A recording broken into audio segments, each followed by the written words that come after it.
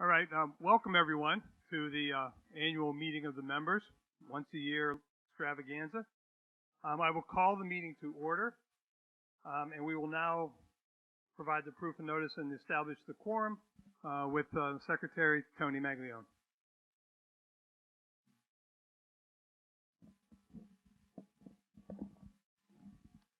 Mr. President, the proof of meeting notice affidavit is included in the handout that members received upon arrival, and a quorum has been achieved and certified through proxy voting with Vote Now. Thank you, Tony. Before we move on to approving the minutes from the past two member meetings, I wanted to call the voting to an end. So if there's anyone who still has not voted in the Live Oak Room and wishes to do so, please go now, because they're going to wrap up the voting and do the final tally. So it's the last call. All right. The next thing on the agenda is to approve the minutes from our meeting last year. The minutes are in the packet. I would entertain a motion from someone. Thank you, Larry. Second? Peter? All right. All in favor? Aye. Any opposed? Thank you. Next is the approval of the minutes from June when we had the meeting for the resale vote, which was also a member meeting. Those minutes are also in your packet. I would entertain a motion to approve that. Priscilla, thank you. Do I have a second? Thank you, Tom. All in favor? Any opposed? Thank you. Next on the agenda then, we're going to move right into the Treasurer's Report with Ellen. Good evening. Thank you. Before I go into my Treasurer's Report, Ryan McAndrew, who's the Senior Manager on our audit for RSM, is here to discuss the annual audit results. Ryan.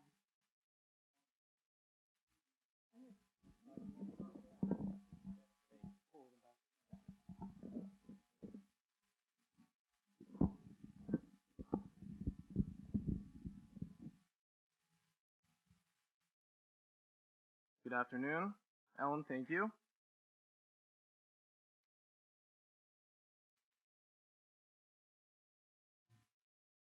So I've been asked to come here today to talk a little bit about the status of the audit and how it went and kind of some of the financial results that we see from an audit standpoint. So first, start with the required communications, which is the piece of the communication that's issued to the board, really speaks to the audit scorecard. So from the audit report card, we have a clean, unmodified opinion, which is obviously positive. No disagreements or difficulties encountered with management. No audit adjustments, which I can say that I don't say that very often. So that's a huge kudos to management and the accounting team. And obviously, no significant difficulties in performing the audit. So speaking to some of the financial highlights for the year, a lot of this is going to be balance sheet based, and we'll kind of move into the income statement thereafter. Just looking at the cash. There's a consistent positive cash flows from operations year over year, $828,000 in 2018, which is obviously why you see that uptick from 2017 to 2018 with regard to capital cash. And taking into account the cash for reserves, property and equipment net, the facility improvements, if we kind of group them all together, you can kind of see that the club is reinvesting in its capital improvements. Obviously, you see facility improvements of $417,000 for 2018. You see a little bit of a decrease in property and equipment. That has to do with depreciation. But then that's going to be funded by the capital assessments that are paid each year. So again, there's a reinvestment, maybe not to the full extent of depreciation, but at the same time, the club is obviously thinking about those the club assets and making sure that they're up to date and we're funding that depreciation. Looking at the bank debt, obviously you see a decrease from 16 to 17 to 18. Obviously you're being assessed for that, and as part of that payment is going towards the debt and taking chunks of it each year. And then looking at the reserve fund balance and also net assets. So it's looking at the fund balances for both operations and reserves. And you see steady increases each year with regard to both the fund balances. That means obviously your equity is going up. It means that the club is operating not so much at a loss, obviously at a profit. And then getting down to what we're seeing for 2018, the operating surplus of $52,000.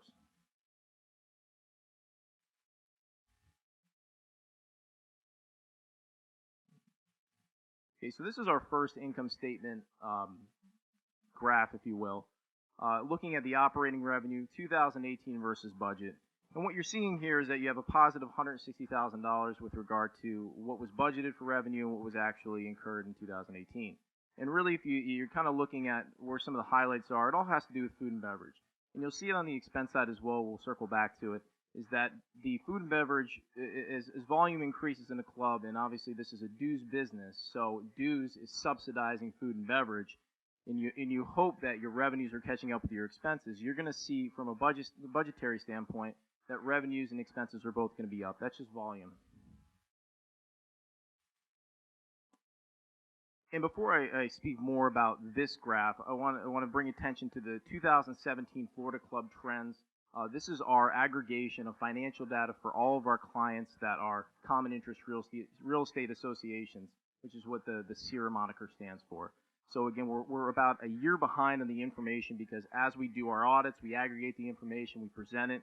The fiscal year of the association is September. So again, there's a little bit of lag time. So it may not be exactly comparable, but at least some of the points I'm going to be making should be applicable.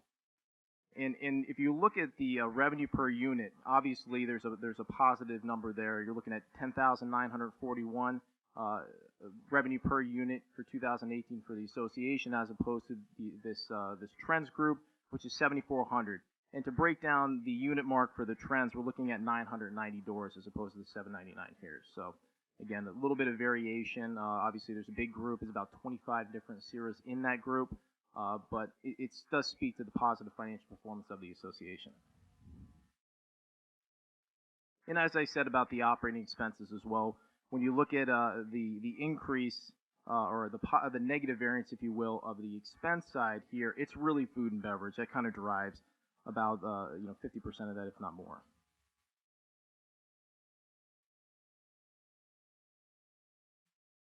And finally, getting back to the operating expenses as it compares to the group here.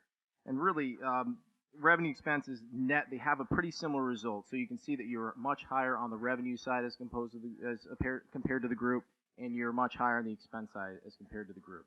And again, the net is almost zero. And that just speaks to really the volume of activity here as well as the quality. Because again, obviously, as your quality increases in food and beverage, if that's our focus, then you're going to see that variation from the trend group. And getting back to the topic that it seems like everybody likes to talk about, food and beverage. And really, I want to look at one number specifically. If you can see these graphs, and I hope you can, it's the green bar that says beverage. So beverage, 28% of your revenue mix for food and beverage in 2018 versus a budget of 26%. What that means is that you're drinking more than what management thought you were going to and the board thought you were going to, so congratulations. Oh, hold the applause, though. Hold the applause. Let's look at this one now. 30% compared to the other clubs in this group. So again, you're drinking well, just you have some more work to do. It's a common theme every year. And that's all I have for my prepared remarks, so if there are any questions in the crowd, I'm happy to take them.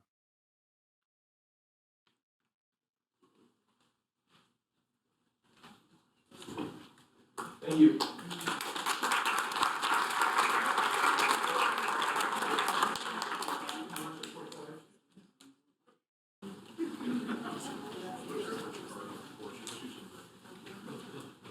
Ryan, thank you. You have big shoes to fill since Phil Newman wasn't here to encourage us all. Right. To summarize, we had a great year, and we played more, we ate more, and we drank more, and it was all good, so relative to the budget. Just a few slides I'm going to cover here. Brian did kind of the backward-looking view of where we were and relative to our benchmarks, and I'm just going to focus on where we're going as far as our fiscal budget for this year. We're 4 months into the fiscal year, and most importantly, our 2019 budget, like every year, is constructed to support the club's mission, the vision, and the values, as well as supporting the strategic plan. So there's a lot of committee work and a lot of work by the board and the finance committee that goes into this. The budget is presented to the membership every August on video as well as live in the meeting. and it's approved traditionally in the end of August. As most of you know, we have four components of what I call the ongoing cost of ownership. What does it cost to live here every year? And the first are your country club dues, which Ryan talked about. It's about $4,700 a year.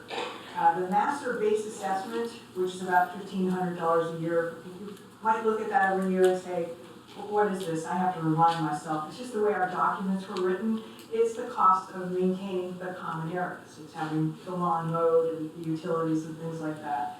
And we have a food and beverage service charge of $540. And lastly is the capital reserve charge, which runs about $1,060. And about a third, or a little more than a third of that is actually our leased equipment. Most of the stuff that falls under Mark's purview that's taking care of the beautiful golf course out there. So, and the one other item that we have is our $885 club renovation fee. That is our loan for the clubhouse here, and that loan will mature in February 2023 when that will be paid off. So we can go to the next slide. What that brings me to is a total of $7,800 roughly and $885 for the cost of living here for this fiscal year. And the average annual cost of ownership increase for the total, your loans and your the rest of the dues charges, has run about 2.5% per year since 2009. So that's over the last 10 years. And the last thing I would just mention, we talked about the fixed assets. Our biggest fixed asset is, we're sitting in it right now, the clubhouse, or the golf course. Those are our hard assets that we care about and that we maintain. The next most important asset would be what I call the assets that go down the elevator every night, and that would be the management team and our employees that work so hard to provide the experience that we have here as members. So the last thing we have is, this is my favorite schedule, where's the money? Here's our money. So we have 3 different reserve accounts outside of our operating account, which is like a checking account. The master reserve goes to fund the existing assets as they depreciate, and the resale reserve goes to buy new items and equipment. And lastly, we have a small amount in our risk mitigation reserve. And one thing I would point out is that the big change this year, as you recall, when we approved the resale fee amendments last June, this contributed so far for the first 4 months of this fiscal year. This contributed almost $44,000 of cash into our resale reserve. So we're able to buy things like the tennis ball machine. There's something on the golf course, training vest. Where's Eric? K-vest. K-vest, okay, sorry. But all kinds of things like that that contribute to, again, to the member experience, whether it's golf or for physical fitness or items that take place that are replaced in the kitchen. So that a year ago was only about $13,000. So it's a great thing that we passed that, and it didn't cost anybody money if you move within the campus. The last piece is the risk mitigation reserve. As you recall, we drew that down almost to zero to fund a portion of the hurricane expenses.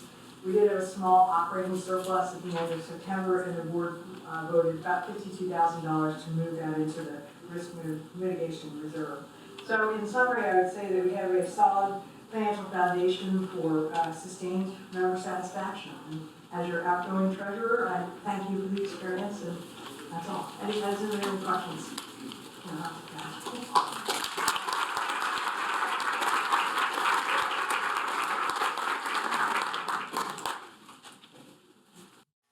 Thank you, Ellen. Going to move now into the President's report. This year, it's going to be an abbreviated report for a couple reasons. Normally, when the President gives a report, we talk about a couple different things. One is the accomplishments from the prior year. So, as I think we all realize, the things that get done here is a team effort between the work done at the committee level, which is where really the bulk of the work gets done in the association, then the board and the management level. So what I'm going to go through today is just a very high level summary of a few of those. On the handout that you have on the back of it, it lists all of the different accomplishments. These are all available online if you go to our website. So if you're really If you would like to see them, you could go see all the accomplishments of the committee, which is a much more detailed list. And it also has the goals for the coming year, so that you can see what the committee is going to focus on. So I'm going to go through a handful or so of the key accomplishments. We normally talk about member surveys and what the members feel over the past year, but we're in the middle of a major survey with a town hall meeting in April, so we're going to defer that. We're not going to talk at all about surveys. We'll wait and see what comes back from Synergy Solutions in a couple months.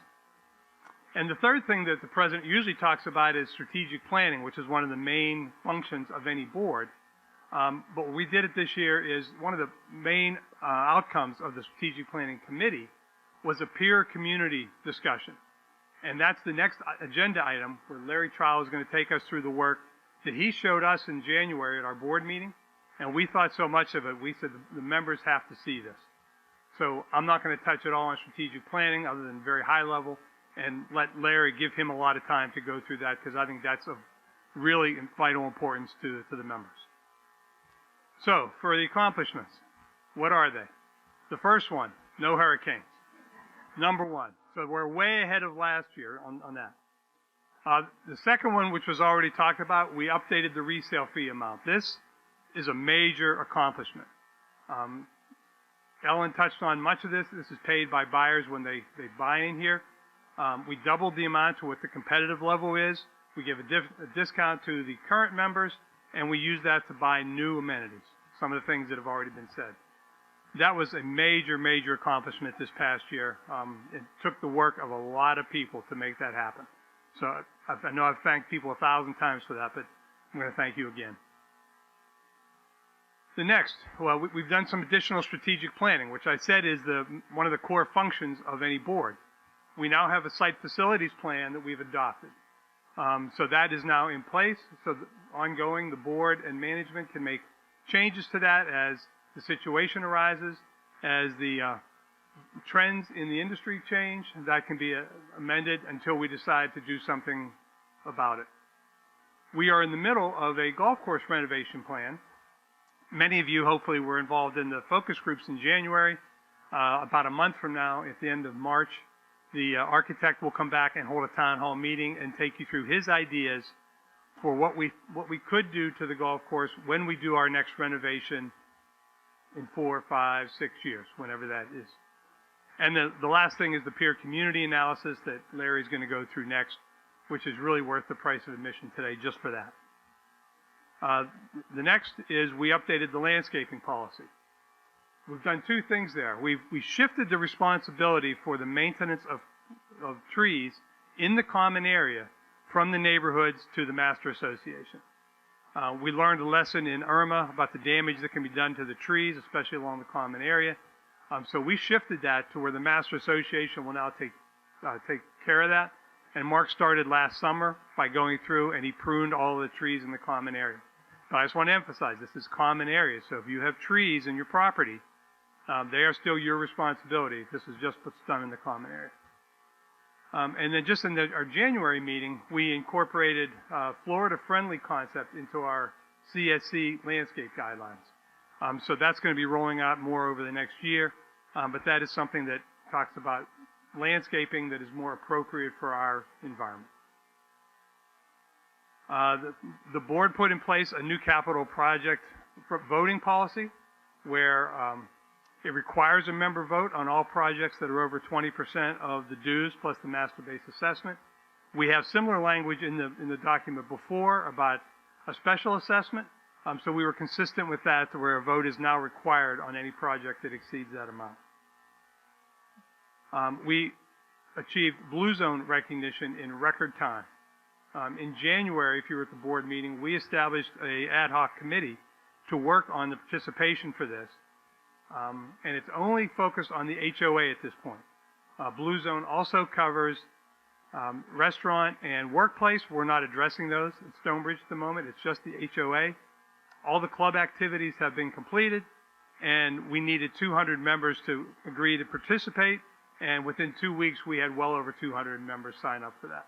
So you probably saw recently, we've already been recognized in record time. It was a great accomplishment by a lot of people in here, and Ron Wobeking led that effort. Appreciate that.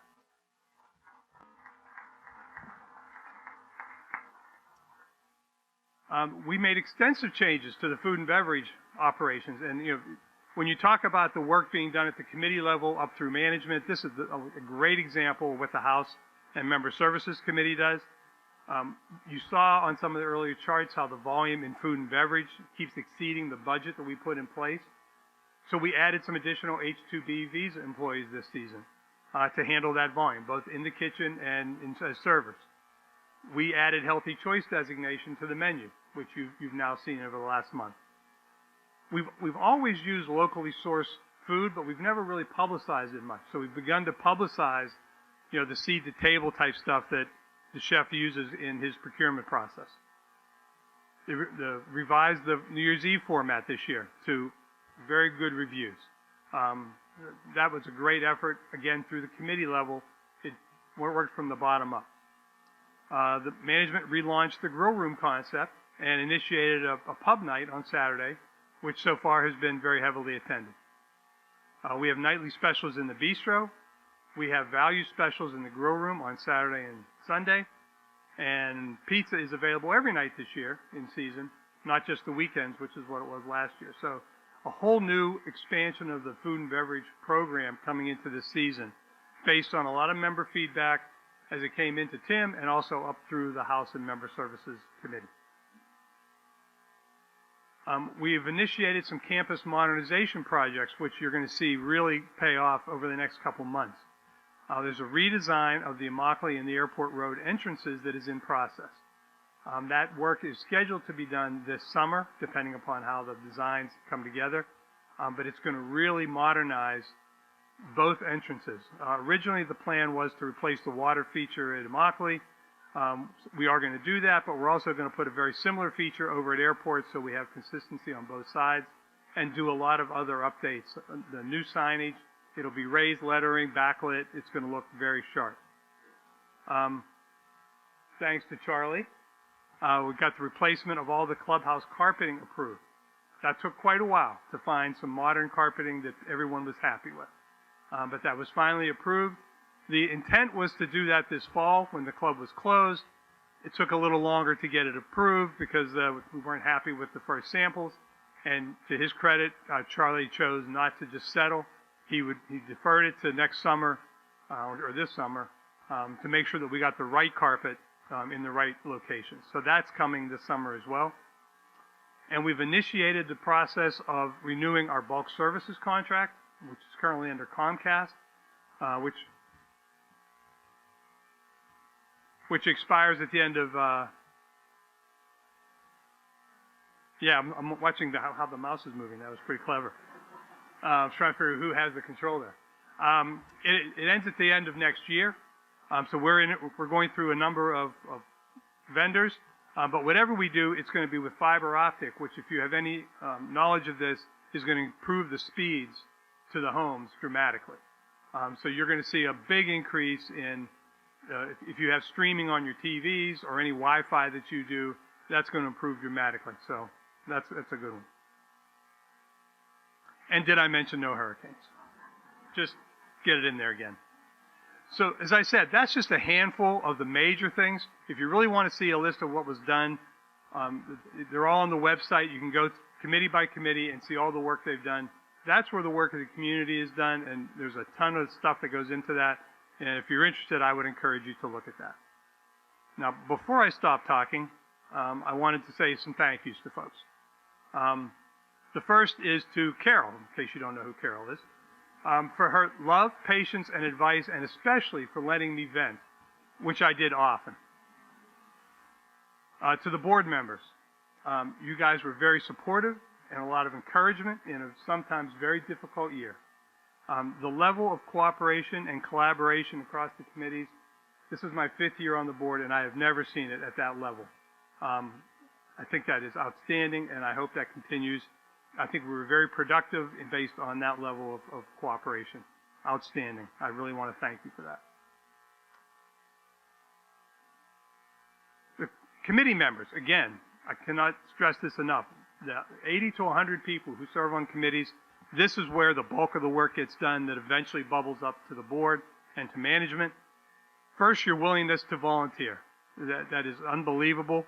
And the tireless effort that people put into monthly committee meetings and all the projects that have to get done in support of the management, the board, and the community. I cannot say enough about how happy I am with all the work that everyone has done. If you're on a committee, give yourself a huge round of applause, because that is a lot of work. Stonebridge members, one of my favorites, for embracing the managers manage, the directors direct, and the members enjoy, and especially the enjoying. You saw through some of the budget numbers, we enjoy ourselves, and that is a great thing to have in a club that likes to be together. And lastly, to Tim, management, and the staff for their incredible skill, expertise, and professionalism in an often challenging environment.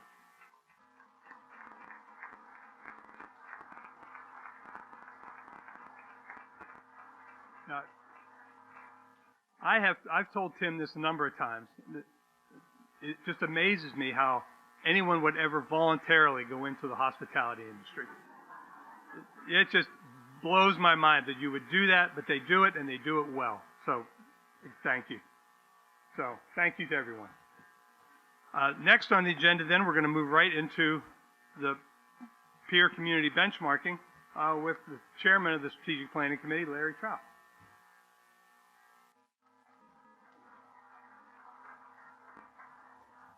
Thank you, and good afternoon. So this project is one that the Strategic Planning Committee undertook beginning last March. And we looked at all of our committees that look inside of Stonebridge, inside the fence, but the Strategic Planning Committee wanted to look outside the fence and look at what others are doing and see how we compare, and then make assessments of what we should do based on that. So we did that report, did that study. We reported out to the board on January 25th, and Tim and Bob asked if I would give that presentation. So this is a streamlined presentation from the board, those of you who might have been there. So why do we benchmark? We benchmark for one purpose, to answer the question, is Stonebridge competitive in today's marketplace? And why do we care if Stonebridge is competitive? Because members have choices and buyers have choices. So we need to be competitive we need to be competitive for two reasons. We're club members and we need a vibrant and financially stable club. And we're homeowners. We have an investment and we want to protect that investment. So we want Stonebridge to be competitive. And by being competitive, we need to know what others are doing that we compete with. So let's take a look at what we did in that regard. So this is the process. This is generally the process that we took. We identified all the bundled golf communities in Southwest Florida. We selected a group of the peer communities from that number based on some key characteristics that I'll show you in a minute.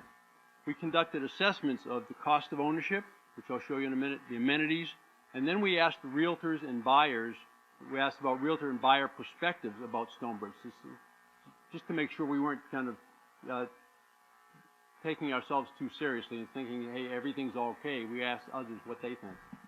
And then we reported out to the board and management, and we recommended continuing actions. So let's talk about what the results were. These are the 27 clubs, and I know this list is kind of small for some people, maybe most people to see, but these are the 27 bundled golf communities here in Southwest Florida in both Collier and Lee County. We started with that list, and I'll tell you, that list was not easy to get. You can Google bundled golf communities, and every time you Google it and every URL you hit, you'll get a different list. But these we think are the key ones. And then we looked at all those communities by some key characteristics. For example, are they bundled golf? Are they 18 holes, 27, 36 holes? How many doors do they have? We looked at other areas. How many acres of property do they own? How many multifamily versus single-family homes are there? And then we tried to look at some real estate data, but that's very difficult. That's going to take some additional time. But we went through the 27 clubs, and these are the 9 clubs that we selected as our peers. And there's 10 listed there, the 9 plus Stonebridge. These are the clubs that we said are our peers for purpose of this benchmarking. And for those of you who can't read that, Cedar Hammock, Forest Glen, Highland Woods, Naples Heritage, Naples Lake, Spring Run, Stonebridge, Vanderbilt, Vasari, and Worthington. Now, all of those are clubs that are bundle golf. They have 18 holes, and they have plus or minus 799 doors. Now, the reason we took these as our peers is because there are other clubs that we compete with, and some of the realtors told us that. When people come to Stonebridge, we asked where else do they want to look. Well, they want to look at Esplanade, they want to look at Heritage Bay, so on and so forth. So these are not our only competitors, but these are the ones we wanted to benchmark ourselves against because from a cost perspective and an amenity perspective, they have a lot of the same characteristics we do, the key characteristics that we do. So this is where we started. Okay, so then with this peer group, then next thing we did is we looked at the cost of ownership, and Ellen talked a bit about the cost of ownership earlier. The cost of ownership is driven by a number of subjective factors. There are similar characteristics: 18 holes, 799 doors, bundle golf, that sort of thing. But there are a lot of subjective factors. For example, the amenities, the maintenance levels, the reserve funds that Ellen talked about, and the competitiveness. How competitive does the community want to be? What do they desire? How do they want to have it? What kind of community do they want to have? So those are all sort of the subjective things that are very difficult to measure, and everybody wants to focus on the dollar numbers, but there's a lot more to it, and that's one of the key points of the presentation. There's a lot more to it than the dollar numbers, but those are very hard to kind of quantify. But we did want to look at the dollars, so Stephanie Olaf, who is our very capable controller, has a good relationship with the controllers at these other clubs, and so she called around to the clubs, and they share data a lot. So she called around the clubs, and she got the cost data from all the clubs. Precise analysis is very difficult, I will tell you that. Unless you're the auditor, as Ryan and McAndrew was here today, unless you go audit the club, you can't really get down into details. But with the data that Stephanie was able to get, we were able to get good data for comparison purposes. And we found out, one of the things we found was that the clubs account for the fees differently. For example, in the operating dues that we pay, as Bob mentioned, included in that is the basic bundle from Comcast. Some of the other clubs, it's not in there. It's a separate fee that they add on. So you really had to dig down with each of these clubs to get all the numbers, and it's not always obvious from their website. In fact, I'll tell you, if you looked at their website, you look at Realtor, in particular Realtor websites, the data is not always complete and it is not always up to date. And that's the problem. If you're poking around looking at costs, I wouldn't necessarily recommend that you rely on Realtor or website data. I know everything on the internet's correct, but in this case, there's a few things that are not up to date. Now, I'm going to show you the cost chart, but I'm going to tell you, before I show you the cost chart, I'm going to tell you that the clubs are not named. The clubs are listed, Club A, B, C, D, and so forth, the 9 clubs that I talked about. And here's why we do that. As I mentioned, Stephanie has a great relationship with the controls at the other club, and they share a lot of data, and Tim shares a lot of data with other club managers, or how are you handling this problem, how are you handling that problem. And people, the clubs are, for the most part, very open about sharing their costs. We don't want to create a chart that has everybody listed that it's going to land up on tables at open houses that show what the different clubs would cost, because that, in some respects, we felt like that would sort of violate the intent of what when we asked them for the data. We said we wanted it for our own comparison purposes. That's why we have it, and that's what we're going to use it for. So let's take a look at that comparison. Okay, so I know these numbers are small, and I apologize to the folks in the back of the room, and I'll try to talk you through this. First thing, I'm going to give you a couple of caveats here. The first one is, and one of the complexities in comparing costs is fiscal year. As you got from from Alan's presentation and from Ryan's, the auditor's presentation, our fiscal year ends on September 30th. The other clubs' fiscal year ends on December 31st. So when you call and ask for cost data, you got to know which fiscal year you're in. And if you call in October or November, you're going to get one fiscal year from one club and a different fiscal year from the other club. So that's a complexity that we've accounted for in here. This is all fiscal year 19 data. Secondly, we have not included any neighborhood costs in this. Every community has neighborhoods, just like we have 10 neighborhoods. Every community, one of these communities has neighborhoods, and they all have fees associated with those neighborhoods. We did not account for any of that here. This is just master club dues and master club costs. Third, the column that you see that's called operating dues and fees. If you looked at this with your club bill, that would equal your annual dues plus your master base assessment. That number, that 6254 for Stonebridge, that is the combination of those two on your club bill. Now you can see where we sit in that regard with the other clubs. Reserves. Ellen talked about reserves, and Ryan talked about reserves today. Reserves, we run, I think, in my opinion, we're very conservative financially in this respect. Every capital item that we have that it costs more than $2,500, we have a reserve set up. And by that I mean we put money aside, knowing that that item will eventually wear out and need to be replaced. So every item over $2,500, we're putting money aside to do that.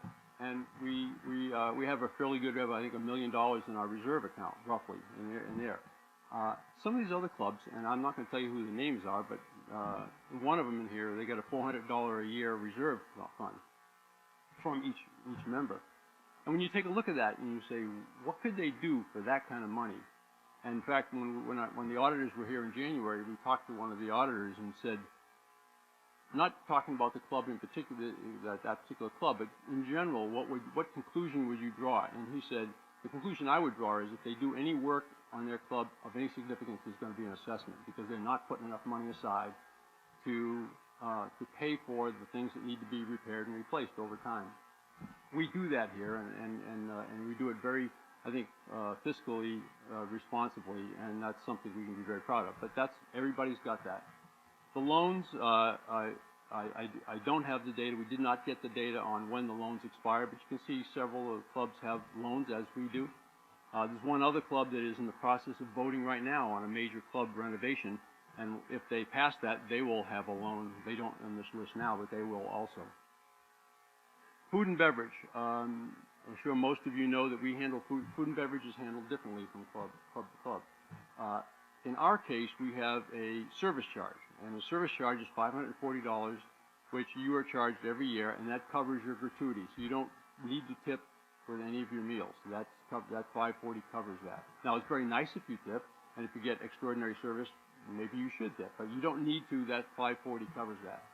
The other numbers on this chart at other clubs are all minimums. These are pay in advance minimums. So, for example, with Club I, they have a $1,000 minimum.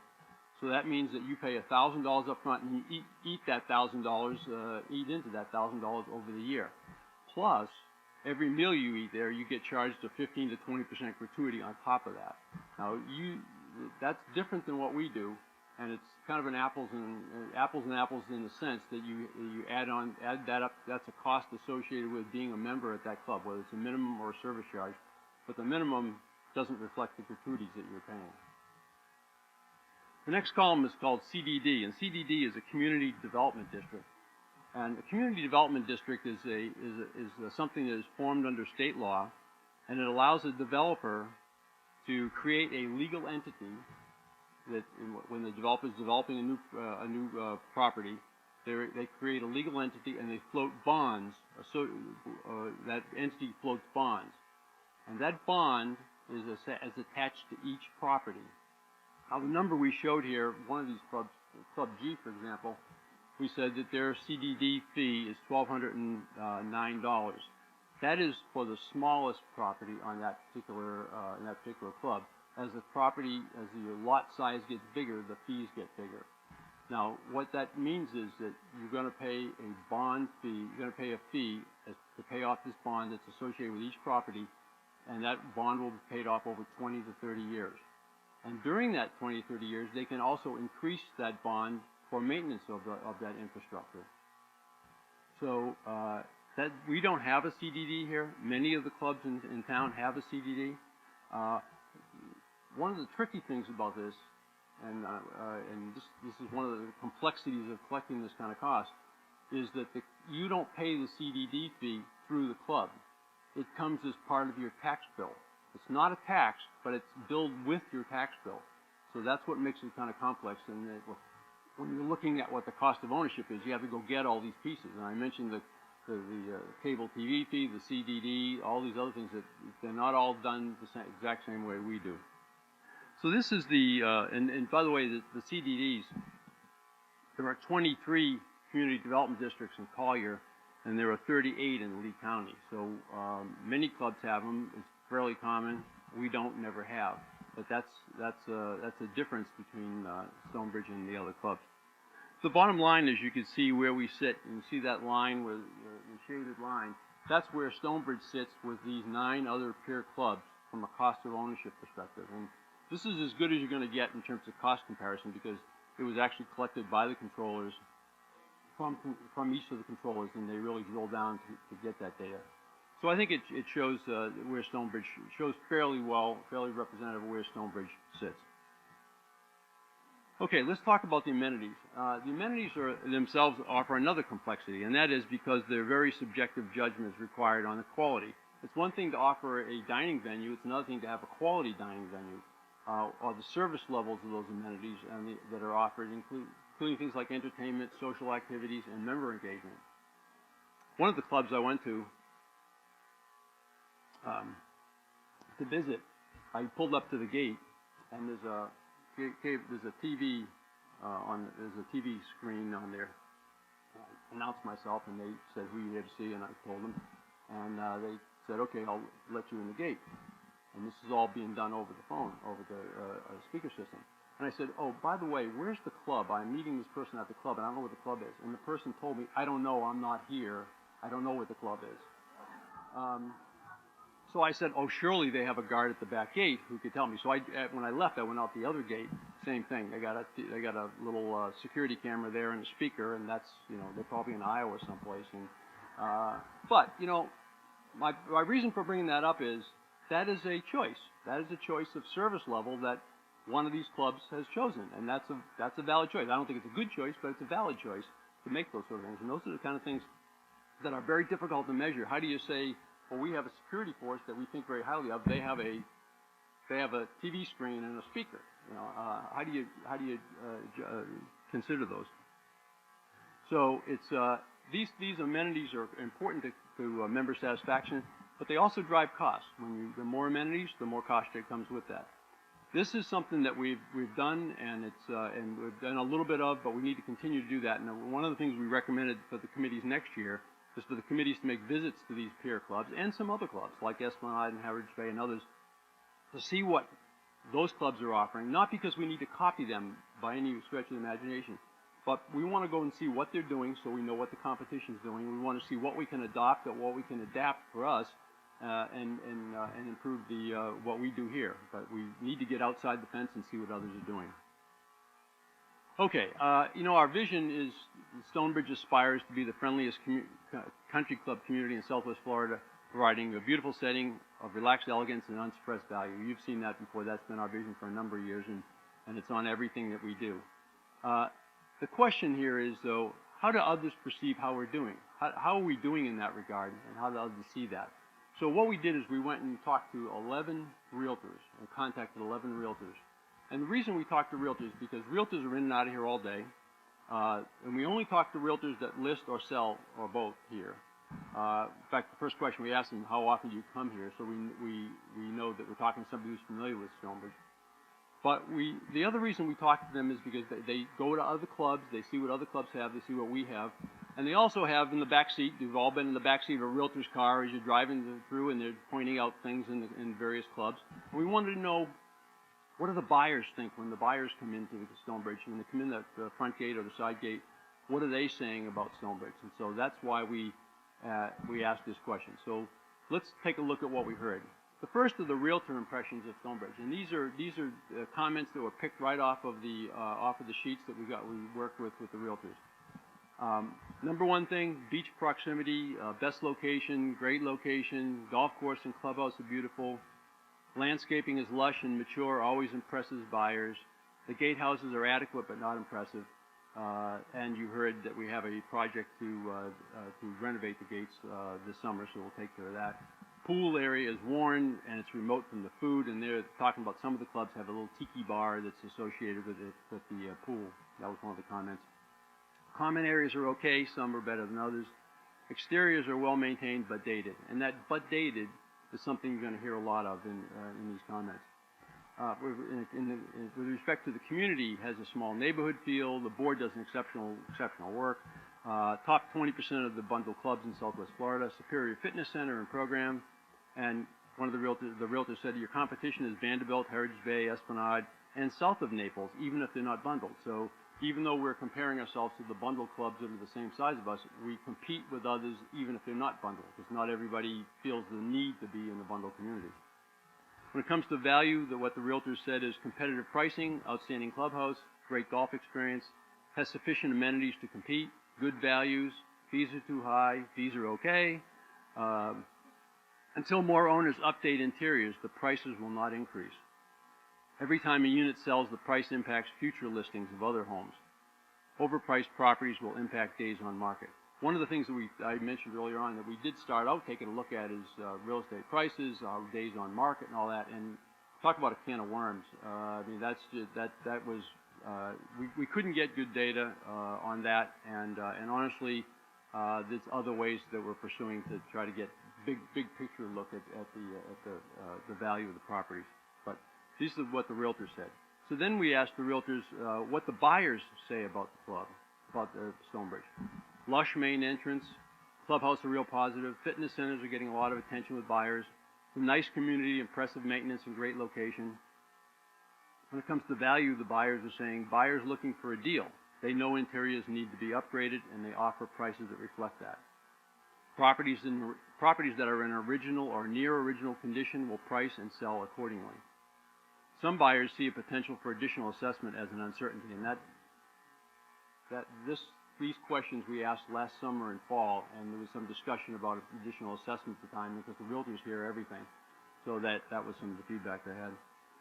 Buyers are cautious until the Irma repairs are complete, and that's largely associated with the roofing. So then we also asked the realtors, what suggestions do you have? And the realtors said, these are the suggestions. Continue to upgrade all facilities. Single-family homes, monitor dead or dying landscape. And this is part of the dated comment. If you've got a bush out front that's a stick with a leaf on top, that probably needs to be replaced. Stonebridge needs to stay relevant in the shadow of new construction out east in particular. We like to think a real positive is our location, which is a huge positive, and the maturity of the club and the maturity of our community. But when you go out east and the builders are offering discounts on new homes with all kinds of amenities in the home, that's a competitive of ours. Current trend is coastal exteriors. Look at minor exterior updates to make it more competitive. Individual condo units look 20 years old, need to update or to sell. Make assessments as necessary to make updates. And then finally, with regard to promoting Stonebridge, we need to promote this community with our realtors. We need to hold open houses for realtors at the clubhouse, which we're talking about doing this later this spring. Open house sign at the entrance. So many of you may know that if you go around on Sunday afternoon, most clubs have an open house and we do too. We have an open houses on Sunday afternoon. You can go in, get a list of open houses, and go around, poke around, see what's for sale, and see what the community looks like. That's what we did as part of the survey, and you can do that too if you want to check out some of these peer communities. Make the fee sheet simpler and explain what's included, which we're doing, and update the club website with photos, amenities, and fees, and that's also on the process.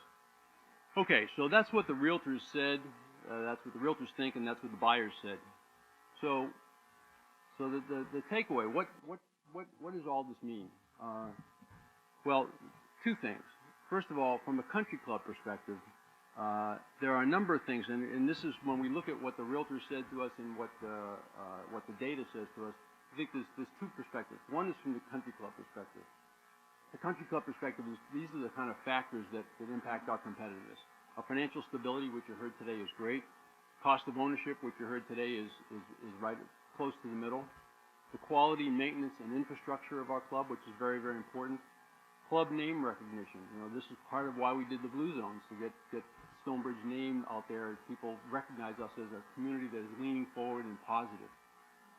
Realtor buyer impressions. That's why we asked the realtors, what do you think about us? What do the buyers think about us? Location. We have a great location. Member activities. We have a great activities. and amenities and their quality. Those are all things that are associated with the country club that we think have an impact on our competitiveness. But it's not just about the country club, it's also about our homes. We have an individual responsibility also in our homes. Things like, where's your home? The factors that affect the competitiveness of the club includes the location of your home in the community, the neighborhood fees, the community appearance, the home exterior appearance, the home interior updates, the things that are really uncontrollable, like real estate market factors, like interest rates and those sort of things, exposure to buyers, and what other comparable units are priced at.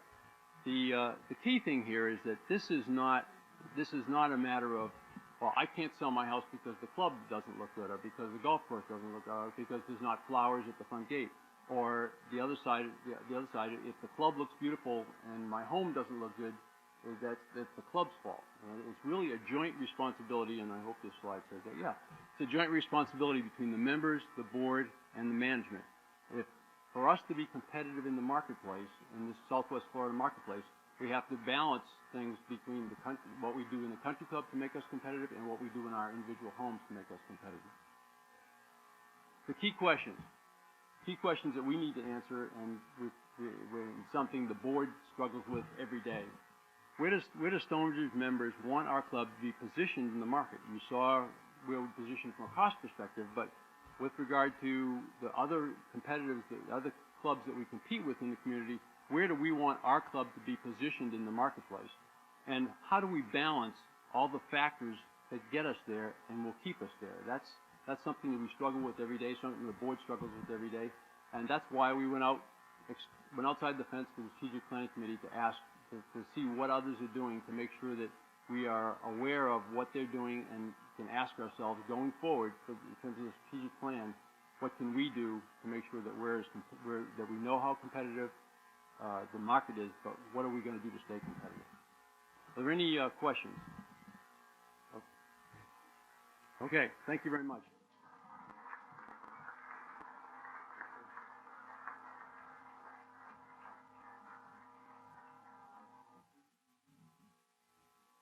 Okay, so the next thing on the agenda is for member questions and comments. But before we get there, two quick items.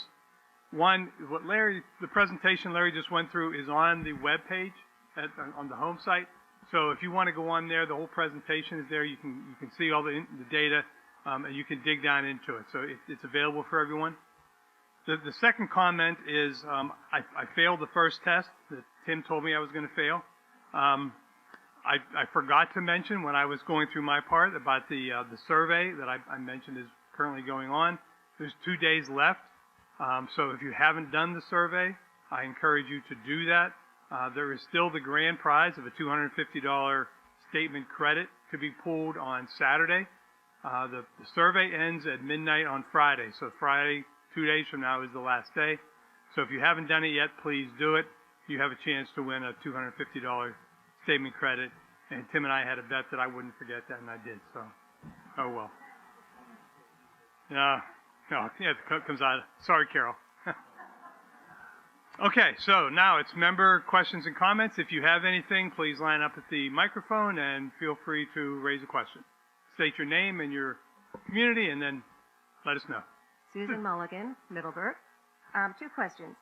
Whose domain is it to do the redesign for the entrances?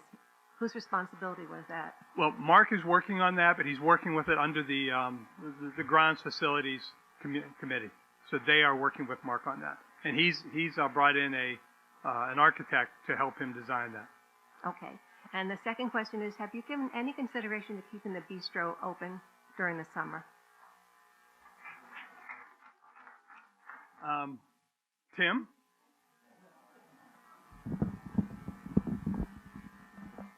I thought you were going to enjoy answering that one.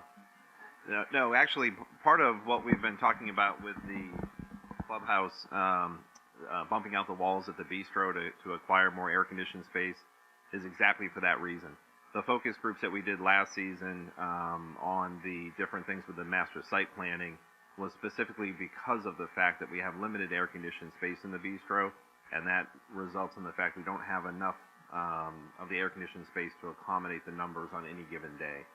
When we first opened the clubhouse after the renovation, we were open in the summer months, and there were too many times that we had reciprocals come in, fill up the tables inside, and then members came in to dine, and they weren't able to dine inside air conditioning, and the weather is outside as it is in the summer months. At one point, we tried to run both the bistro and the grill room, but that just doesn't make fiscal sense in the summer months because of how slow it is. And Susan, if you remember the first year when we did that, we actually brought tables in from outside to try and increase the capacity, and you couldn't even walk between the tables. The service couldn't get to anybody. It just doesn't work with the demand we have in the summer. So, sure. Next. We don't have the capacity to do it. Thank you. Yes. John Burnham, I live in Hawthorne. Could you, as the president of the board or the outgoing president of the board, please give the membership the dollar amount that the board could spend without asking permission of the membership? Because the way I have it figured, I'll ask you to give that dollar amount. Sure, no problem. Before we passed that policy, it was unlimited. Once we put that policy in place, it is now limited that anything over about $1.3 million in aggregate has to go to a member vote. But remember, before that was put in place, it was unlimited. Regardless of that, is the fact you're telling us this year it's $1.3 million. Correct. As the base, everything goes up, it'd be $1.4 million, $1.5 million, that is whatever true. It might be. That is and true. You can do it each and every year without any membership input. Anything is theoretically possible. Sure. Theoretically, but you've already approved, subject to the county, spending at least part of that for the next year or a year and a half from now, once you get county permission. No, all we've done with the county is the site development plan amendment to get their feedback on the projects. We haven't approved spending a nickel on any of the projects. So that is not true. It's not true, but you have approved the plan of the strategic planning, if it is approved. We have a plan in place, but we have not approved doing anything with the plan. That is correct. But you could do it without any membership input if you wanted to. Yeah, I think I just said that. Okay. Yes. Okay. Next. I'm not sure of the time frame, but 8-10 years ago, a question was asked about the plants around the sidewalk and maintenance of the area adjacent to the sidewalk. And it was said that they were working on a plan, and it was going to be tied into Naples, was giving a plan on keeping the plants away from the sidewalk where you have access to walk along the sidewalk. And as of yet, I haven't seen that plan. It's been, as I say, 10 years. And our sidewalks still, at times, are more than half overgrown with plants.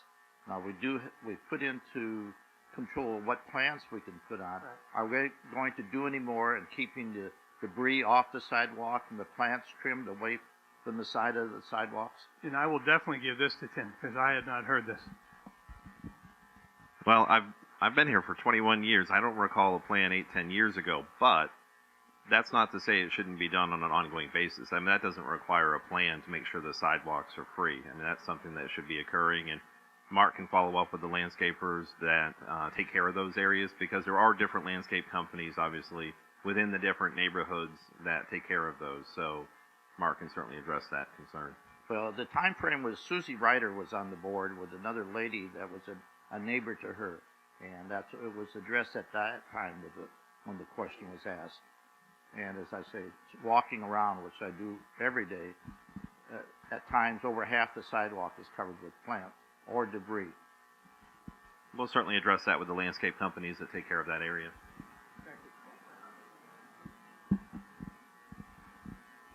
Yes, sir. Good afternoon. My name is Peter Carando, and I'm a resident over at Carrington. Just a couple of questions, if I may. My wife and I have oftentimes enjoyed the food, quality of the food, and the beverages, of course. And am I to understand that our food and beverage segment runs at a loss? Oh, absolutely. Every food and beverage in every country club has a loss. Understood. Absolutely. Understood. I don't like losses. Okay. Are you happy as an organization to have your food and beverage run at a loss? Or is there some activity within the committee to try to bring that closer to a break even? Well, every time we go through the budget every year, we look very closely at where our, what we call a subsidy or a loss, compares to other peer clubs. We expect it will run at a loss. We want to minimize the loss as much as we can. But what we're really about is not so much the dollars and cents, it's about the member experience. So we're more interested, we measure ourselves more on what the member experience is, and if that requires a subsidy, then so be it, that's what the dues are for. But we try to minimize that every time we go through the budget process. Okay. May I ask another question? Absolutely. Your meeting. The capital expenditures, do you have a list of capital expenditures that you intend to do for the next 12 months? It's kind of a tag-along question to what the first gentleman asked you. Do you have a list prepared for that, and do you share that with the members prior to doing these things? Yeah, in the budget meeting, which we do every August, I believe, before the board approves a budget, there is a list in there of capital projects in two categories. One is the things that we think we need to replace over the next 12 months that's paid for out of our master reserves, and a second list of the new things we think we're going to buy over the next 12 months that's paid for out of the resale reserve. That's part of the budget package. When the budget is then approved, the purchase of those assets no longer needs approval by the board.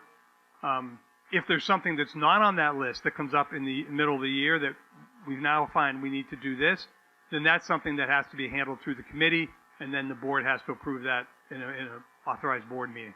But yes, there's a list that's done in the budget meeting every year. And is that available to members through the website, or you do a mailing of what's coming? Well, there's a package that's given out at the budget meeting, and it's put on the website as part of the budget presentation, and it's included in there. So sometimes folks aren't here in August to get that. Okay. And you also, in doing so, supplying that information, the members will also know whether it impacts their assessments. Yes, and the things that are done in the budget, there is no impact to it. There's no assessment. It's part of what's in the reserve payment. Oh, I see. So we have a schedule that goes out 25 years of every asset we need to replace over the next 25 years, what we think it's going to cost, and then Stephanie has built a model that says if we collect this much this year and a little bit next year and then the following year, we'll be able to replace all these assets when they come due. So what's in the budget process is the list of those assets we think for the next 12 months, and the money is in the capital reserve that we collect in October to fund that. Okay, thank you. Sure. Last question. Are bylaws for Stonebridge published anywhere? If I'd like to see Yes. bylaws of the organization. If you go on, it's in a couple places. If you still have a black book, there's a hard copy in there, although it may be outdated. The best place to look is on the website. If you go on the main page of the website, to the left there's a little bar, and then one of them is governing documents, and you go under there, or club resources, and underneath there it says governing documents, and the master declaration, the bylaws, the club rules, they're all right there in PDF form. Okay, then I'll try again. Thank you very much. If you have trouble, let them know up here. They'd be glad to help you do that. Okay, thank you very much. Sure. Andrea Kent from Middleburg. I would just like to say that I think the way the board and the nominating committee handled the ballots for the candidates that ran, put their name in to run, was an absolute travesty. And I think it was an insult to the members of this community. For a long time, this community has been split apart due to some issues that happened 5-6 years ago. And I felt for the first time in a long time, our community came together again, and we were one community. And the way this ballot was handled has created a great deal of animosity in the community. And I think the way it was handled was horrible. All right, thank you. Any others? Okay. Yes, Ron. You're paying for the bar bill time? No, I'm not. I'm going to sit down. Blue Zones.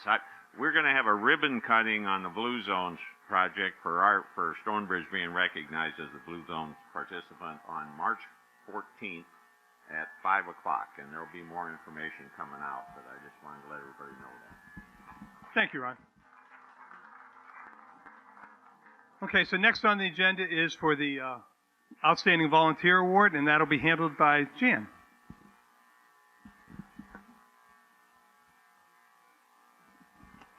The Thomas L. Brooks Volunteer of the Year Award was established in 2005 and has been presented each year at the annual member meeting in recognition of a member's dedicated service, outstanding work, and support of the Stonebridge Country Club community. Today, we would like to once again honor and thank the previous winners of this award. So, previous recipients, would each of you stand when I read your name and remain standing until I have read the entire list? And would you in the audience please hold your applause until all are introduced? The award was started in 2005 with Meg Coombe. 2006, Phil Payne, Carol O'Neill. Carol here? Yeah, she's standing. Okay. Barbara Gaffney. In 2007, Bill Whirling. In 2008, Tom Round and Rosalie Jablonski. In 2009, Ron Howard and Chris Kohler-Tillman. In 2010, Dick Lydon. In 2011, Fran McQuaid. She's in the back, okay. In 2012, Rose Murphy. 2013, Ed Wiseman. 2014, Lynn Wishart. Okay, he hasn't come in yet from the other room. Okay. In 2015, they gave it to everyone involved in the clubhouse renovation project. So maybe hold up your hand if you're one of those that was involved with that. 2016, Dana Vanoy. 2017, Peter Fleming. 2018, Hal Hills. Okay, there. And now let's give a round of applause to these winners.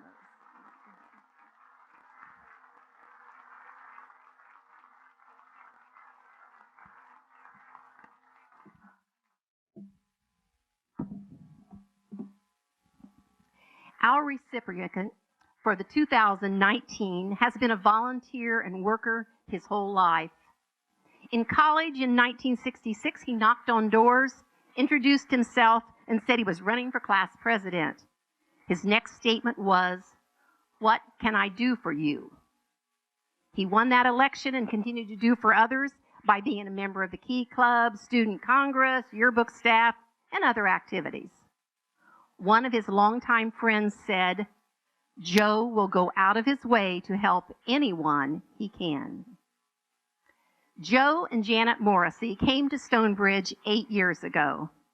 He has been active in golf and tennis and enjoys dancing with his wife at the bistro.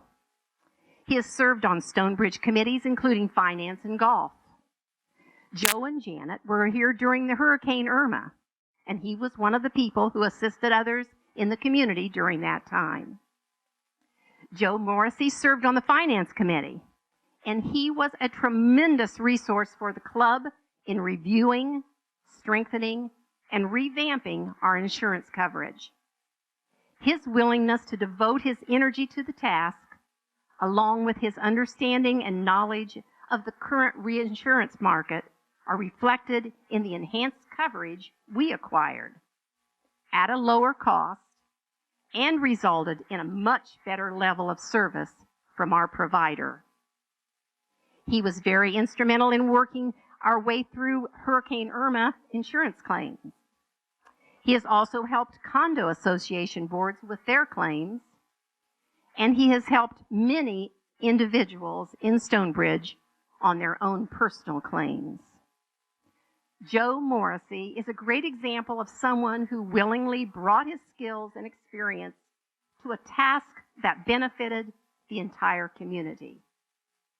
Joe is not here tonight. His mother-in-law passed away, and they went back home for the service.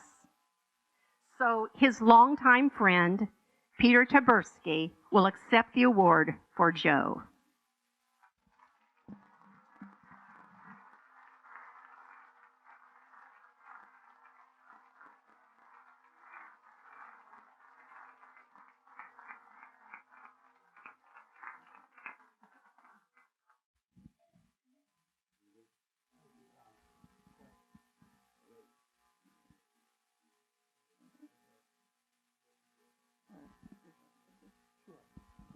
Since I'm just a placeholder here, two things.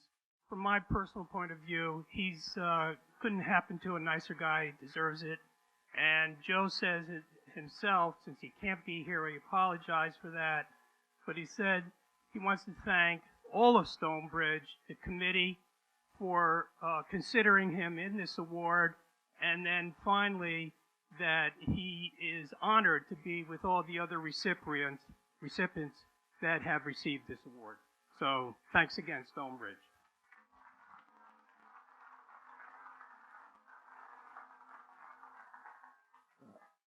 Although my name is on the award, I really represent all of the members of the board of directors now and in the past, and we really want to congratulate Joe for receiving this award because he did outstanding work and saved our club and the people much money and everything else with the work he did. And this is a wonderful, wonderful time to congratulate Joe for this work he did. Thank you, Tom.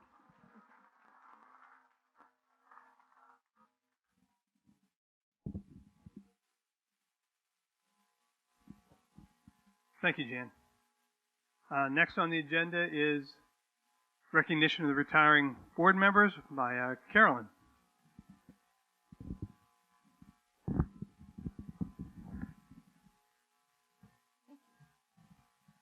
Tonight represents the end of the 2018-2019 board year and the beginning of the 2019-2020 board year.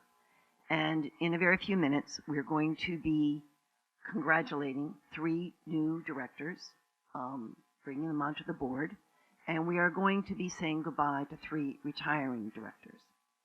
As is our tradition here at Stonebridge, we give a memento to our retiring board members, and I'm going to call it the Stonebridge clock. This clock is specifically engraved with a person's name and period of service. We hope that it's used to let you know when to get to the golf course or to the bridge table or to happy hour. And we hope you're not going to use it soon to tell you when to get to the next meeting. I think you can take a little break from that issue. So, first I would like to ask Jan Fern to come up.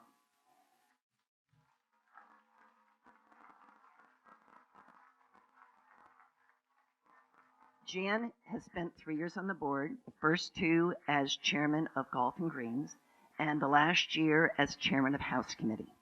And I think you're all aware of what she's done on the House Committee. Those of you that came to New Year's Eve apparently loved it. Those of you that come to pub night on Saturday love it. And those of you that are concerned about calories and food and healthy eating, you love what she's done as well. We look at the menu and we see the little heart signs, and we know that we're becoming much more modern. So thank you, Jan. Thank you for everything. I know we'll be seeing you at the bistro. I know we'll be seeing you in the grill room, always with your great smile. Okay, thank you.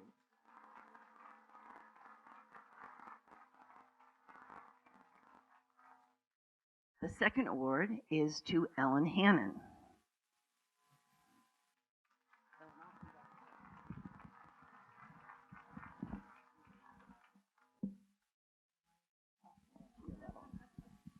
Ellen has spent the last 3 years making us fiscally sound, and you heard sounder. Okay, we're sounder. Okay. I wasn't picking on anybody else, Ellen. In the last 2 years, she has served as board treasurer. We all may have a lot of opinions about what is important to make Stonebridge a great club.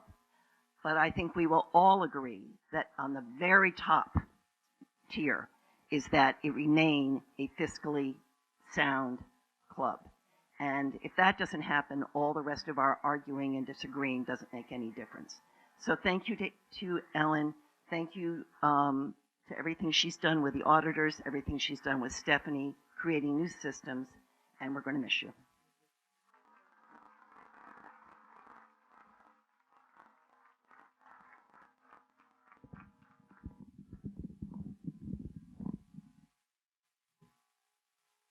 And last but not least is Bob Henry.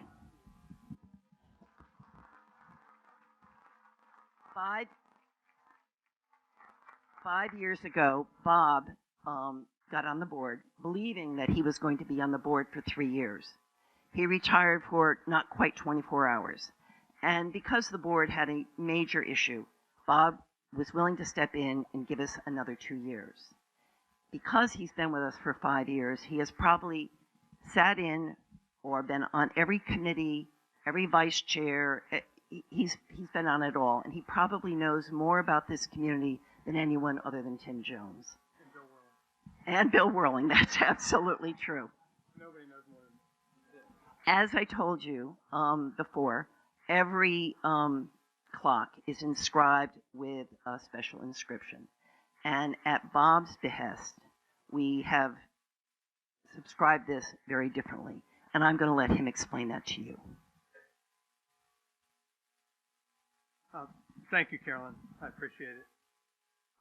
As she said, and many of you know, that the term that I'm completing today really isn't my term. If life were fair, I would be sitting in the audience with Carol, and Rick Janelle would be up here being recognized. Unfortunately, life isn't always fair. Nonetheless, Tim and I both thought that it was much more appropriate for Rick to receive this gift in recognition of his board service, and most importantly, in remembrance of his friendship. Maureen, we'd like to present this to you as a small way of recognizing Rick's contribution to the community, and to let you know he is certainly not forgotten.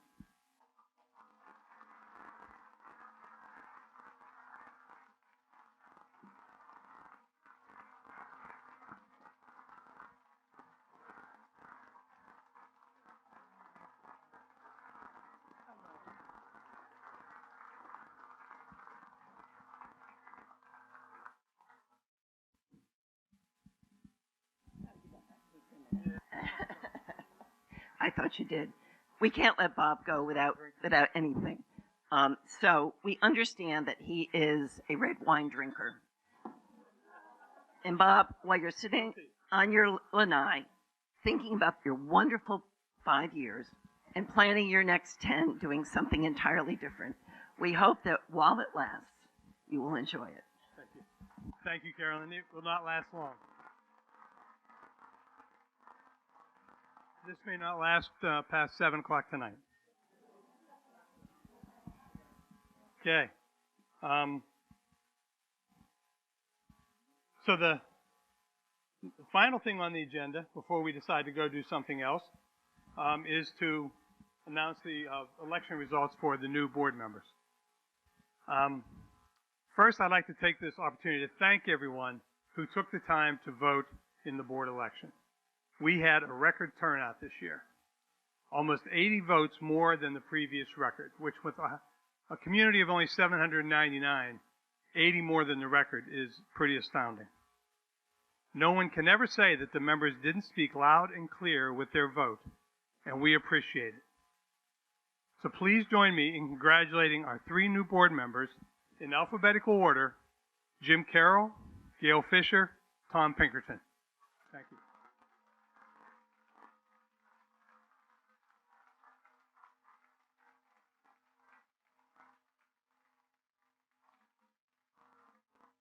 And before I entertain a motion to adjourn, I just wanted to let you know that given the logistics up here, the bar is over there. But to get there, you have to go out through the terrace, or else you cut through the kitchen, and the chef probably wouldn't like that. So the terrace. So I will entertain a motion to adjourn. Thank you, Bill. Second, Tom. All in favor? Have fun.